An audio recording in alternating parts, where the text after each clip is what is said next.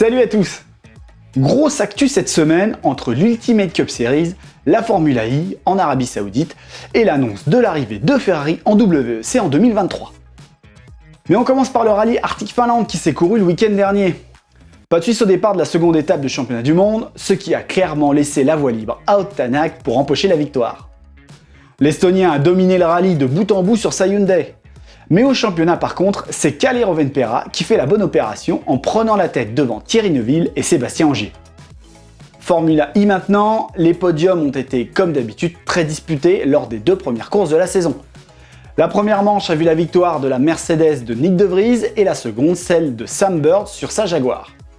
Mais on retiendra surtout la deuxième place d'Eduardo Mortara lors de la première course, mais aussi son terrible accident lors de la seconde.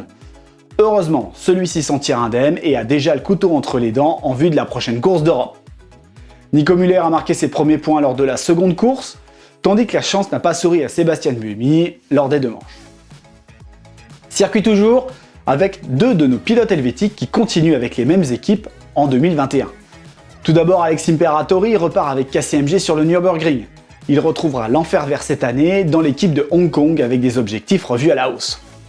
Ensuite avec Karen Gaillard, qui après sa superbe seconde place aux 24 heures de Dubaï, passera sa saison 2021 en Ultimate Cup Series avec l'équipe Vortex. En choisissant la continuité, la Fribourgeoise se met en bonne position pour atteindre ses objectifs.